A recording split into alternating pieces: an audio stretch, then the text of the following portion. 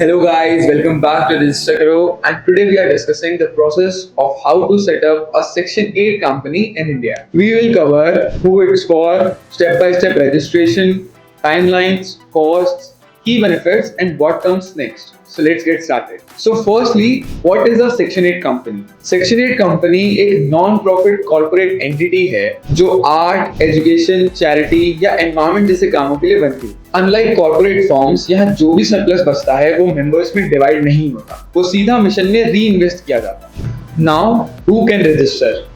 To register, you need at least 2 directors for private Section 8 company and 7 members and 3 directors for public Section 8 company. One resident director in India. Non-profit objectives clearly outlined in your MOA and AOA. Now the key documents you require. So before you begin your registration, prepare these documents. Digital signature certificate, name approval via RUN and Spice Plus Part B form, MOA and AOA with your non-profit objectives, and a registered office pool. Having these ready smoothens the process significantly. Now the step-by-step process via Spice Plus. And for this, all you need is a Spice Plus portal. And here's how it works. Step 1. Name reservation in Spice Plus Part A. Step 2. Obtain DSC and DIN for your directors. Step 3.